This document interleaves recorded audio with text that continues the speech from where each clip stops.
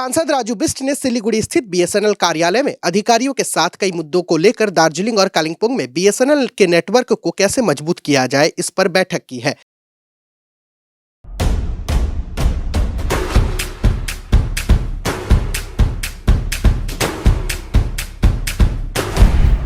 Stay tuned. पहले कई बार भूस्खलन के कारण नेटवर्क में दिक्कत आती थी, वह समस्या काफी हद तक हल हो गई है। इसके अलावा बीएसएनएल प्रबंधन कई अन्य जगहों पर नए टावर को लगाने जा रहे हैं। सांसद राजू बिष्ट ने कहा कि सिलीगुड़ी के कई स्थानों पर बीएसएनएल का 4G नेटवर्क पहुंच गया है। फिलहाल बीएसएनएल करीब 260 करोड़ रुपए के मुनाफे में चल रहा है। चर्चा में विभिन्न कर्मचारियों के बकाया वेतन, पीएफ, ग्रेच्युइटी के रुपए पर भी चर्चा हुई है।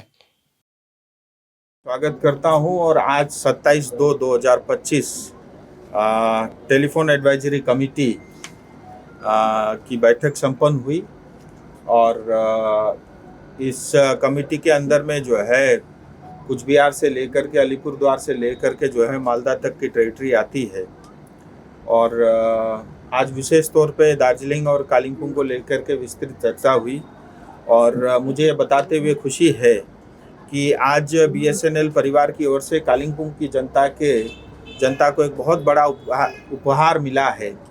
जहां पहले जो है कालिंपोंग की कनेक्टिविटी तिस्ता होते हुए वाया गैंगटोक से वापस आकर के जो है कालिंपोंग में आता था, तो उसकी वजह से जो है बार बार लैंडस्लाइड के कारण और रोड खराब होने के कारण वायरें टूट जाती थी, मरम्मत समय पे नहीं हो पाता था। इस वजह से बहुत तकलीफ होती थी कनेक्टिविटी की और इसके कारण पूरा सरकारी विभाग से लेकर के बैंक से लेकर के इवन हमारे मीडिया के साथी भी बहुत दुखी रहते थे। और ख़ास करके 3 साल पहले आपके ही दोस्त यानी मीडिया के ही साथी ने मुझे कहा कि मैं इसको थोड़ा देखूं और अगर कालिंपोंग की कनेक्टिविटी डायरेक्ट सिलीगुड़ी से हो तो उनके लिए अच्छा रहेगा, सुविधाजनक रहेगा। और मुझे बताते हुए खुशी है कि PGCIL के थ्रू जो है बैंडविड्थ जो है बीएसएनएल ने परचेज की है और सालाना जो है 33 लाख रुपया जो है बीएसएनएल PGCIL को भुगतान करेगा।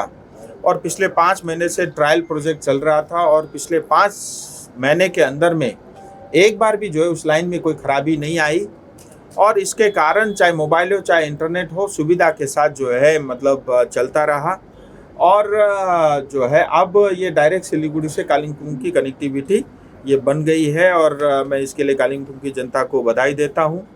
और TSA एडवाइजरी कमेटी के अंदर में बहुत सारी बात हुई कि टोटल नेटवर्क कवरेज कैसा है, कितने गांव अभी भी छूटे हुए हैं और उस बारे में डिटेल चर्चा हुई। तो मुझे बताते हुए खुशी है कि जो ऑफिशियल दार्जिलिंग के 561 गाँव हैं उसमें से जो है 170 पे BSNL ऑलरेडी पहुँच चुका है और कालिंपोंग के 127 में से 43 विलेज ऑलरेडी BSNL के द्वारा ऑलरेडी कवर हो चुका है, यानी ऑलमोस्ट 30% प्लस का जो है मार्केट शेयर BSNL के पास है।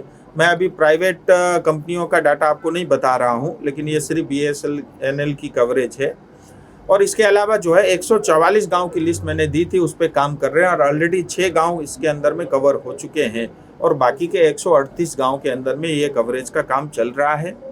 और कुछ नए टावर इंस्टॉल करने थे, तो उसके अंदर में मुझे बताते हुए खुशी है कि जो मोंगपोंग है यानी तिस्ता के बाद जो मोंगपोंग गांव आता है जलपाईगुड़ी और बॉर्डर में, तो मोंगपोंग गांव का जो है टावर बन के तैयार हो चुका है। बिंदु जो एकदम भूटान बॉर्डर पे पड़ता है वहाँ का टावर बन के तैयार हो चुका है। पंखाश्री जो लाबा से जो गुरुबथान की तरफ जाते हैं तो करीब लाबा से 5 किलोमीटर डाउन यानी ये गांव पड़ता है, वहाँ पे भी जो है ऑलरेडी ये काम हो चुका है टावर इंस्टॉलेशन का।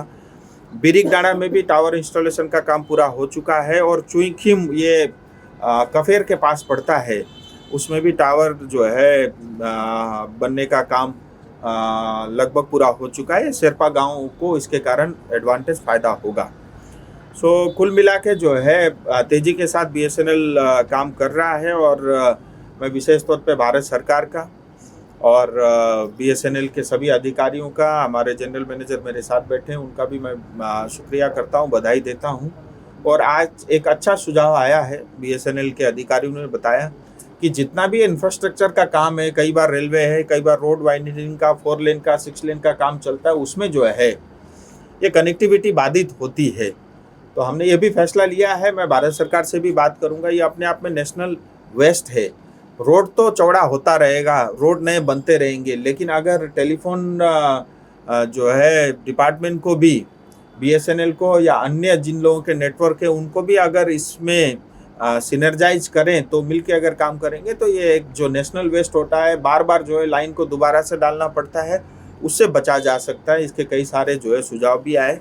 सो कुल मिला के यही सब बातें थी और मुझे बताते हुए खुशी है कि FTTH में करीब 25% के आसपास का मार्केट शेयर अपने एरिया का हो चुका है, देश में करीब 17% है, और बाकी मॉडर्नाइजेशन का और इंफ्रास्ट्रक्चर, एग्जिस्टिंग इंफ्रास्ट्रक्चर को इम्प्रूव करने का भी काम चल रहा है। चाहे कोई भी प्रोजेक्ट हो डिपार्टमेंट के, ये आपस में सिनर्जाइज नहीं होने के कारण एक ही काम को हर डिपार्टमेंट को 10 बार करना पड़ता है, 10 गुना पैसा खर्च होता है। ये एक हिसाब से क्राइम है, नेशनल वेस्ट है। और इसीलिए मोदी जी ने ये चीज ध्यान में रखते हुए ये जो गति शक्ति शुरू की, इसमें 10 सरकारी विभागों को जोड़ा है, जिसमें रेलवे भी है, शिपिंग भी है, जिसमें NHAI और रोड मिनिस्ट्री है, और अन्य जो है इंफ्रास्ट्रक्चर की कंपनियां है। ये लोग सब बैठ करके, अभी मैं आपको एक उदाहरण बताता हूँ, ये जो कोरोनेशन ब्रिज बनना था, तो रोड मिनिस्ट्री तैयार है, अब थोड़ी सी उसमें रेलवे की जमीन चाहिए थी, 3 साल लग गए उनसे अप्रूवल लेने में, फिर उनसे लाए तो फॉरेस्ट की अलग बीमारी थी, कई साल उसमें लग गए।